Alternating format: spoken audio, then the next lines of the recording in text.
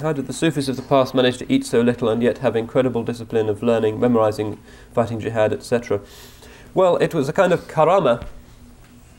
One of their miracles was that they could live on almost nothing. And it's part of a phenomena that I don't claim to understand, which is that the person who is really close to Allah, whose life has been spent entirely in sacrificing his or her nafs, that person's body doesn't function like our bodies.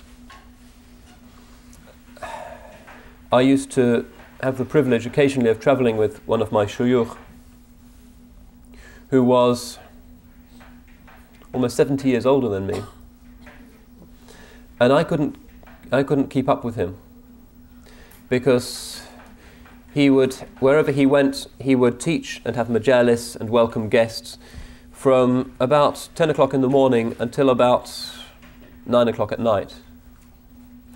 And that itself was fatiguing, because he had to answer endless questions which for the most part were aberrantly stupid, but his patience, sabr, was endless. And then afterwards, when everybody thought he went to bed, in fact what he did was he would study.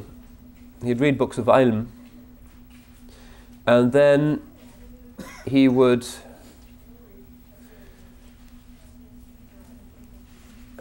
sleep or rest briefly on his side, and then would begin the tahajjud, 3 or 4 hours, and then he would rest again briefly and be up maybe half an hour or so before the adhan for fajr, and then he would take his breakfast and his day would begin again.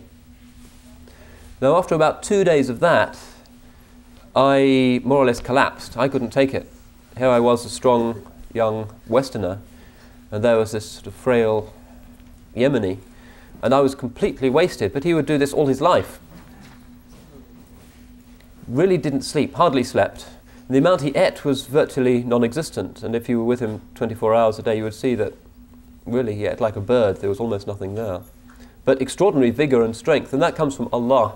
That doesn't come from any physiological explanation.